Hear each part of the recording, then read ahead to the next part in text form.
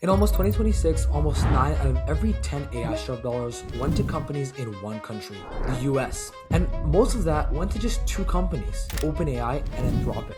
So here's my take.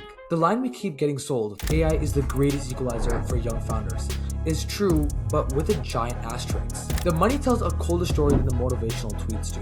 I'm Ryan Ali, this is the GenZEO Playbook podcast, and today we're breaking down the two-company economy. Not the headline version, but the version that actually matters if you're trying to build something with no mega round coming. In this episode, we're going to cover three things. Number one, what actually happened in 60 seconds. Number two, what the headlines are getting wrong. And number three, what it means for your startup this week.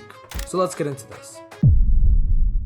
Alright, so here are the numbers straight from the Crunchbase 2026 data. So far in 2026, nearly 88% of all AI-related startup funding, around $319 billion, went to just two companies, headquartered in the United States. And most of that didn't even just spread across the US startups. It just clustered into two recipients, OpenAI and Anthropic. Zoom out just past AI, and the US is pulling in roughly 80% of all startup funding across every single stage and every sector. And so here's why this number is wild. Way before the AI boom, American companies usually got under half of the global startup investment. Now it's become 4/5. That's not a small shift, but that's the whole map redrawing itself in less than 2 years. So what happens to everyone else? Well, China's startup funding is actually climbing again to over $33 billion in 2026, already passed its full 2025 total. The UK pulled in around 16.5 billion. Places like France, Germany, India, Japan, South Korea were roughly flat, not crashing, but neither booming. And then there's the quiet group, Canada, Australia, and a lot of other markets. They're not in a slump exactly, but basically zero major AI funding flowing in this year. So if you're building outside the US and the room feels kind of tilted, it's not just in your head,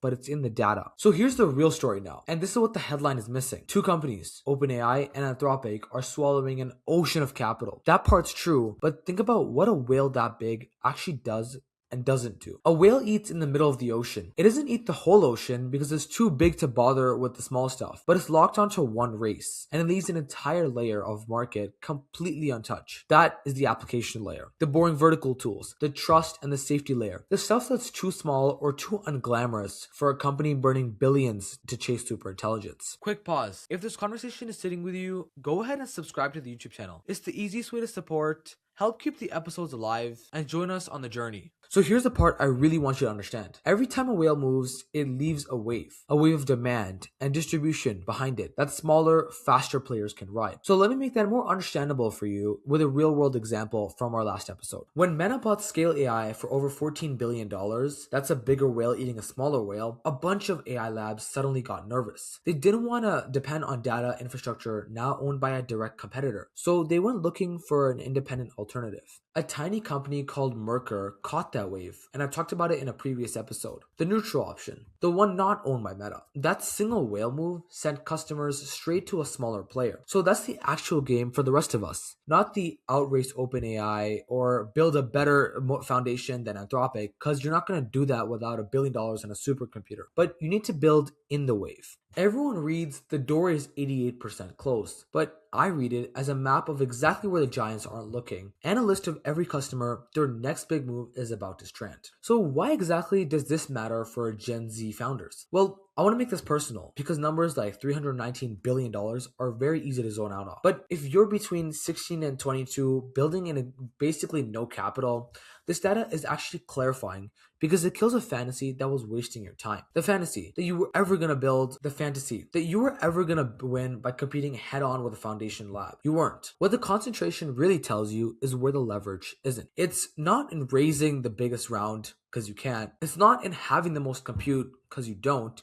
So it has to be somewhere else. It's in focus. It's in being undeniably the best at the one narrow thing the giants can't be bothered to do well at. A capital light founder and a capital heavy giant are playing two completely different games. The giant wins by spending, but you win by caring about a specific customer more than a company with 5,000 employees ever could. And the independent angle is real, durable position. And the independent angle is real, durable position. And the independent angle is real, durable position, not a sad backup. In a world where two companies own the model layer, a lot of customers actively want options that don't lock them into one giant. So being focused, independent, not owned by Meta choice is something you can put on a homepage and actually mean. The money concentrating into two companies isn't the end of an opportunity, but it's a flashing arrow pointing to every part of the market those two companies decided weren't worth their time. So steal this playbook, one framework, and this is the actionable part. The whale wake. Step 1. Map out the blind spots. Write down what OpenAI and Anthropic are clearly not building. The boring verticals, the trust tools, the messy human workflows. Your opening lies on that list, not on a head-on fight with their core. Step 2. Watch for the wake. Track acquisitions in your space. When a giant buys a player, that player's customers suddenly want a neutral option. So be loud, be fast, and be obviously independent.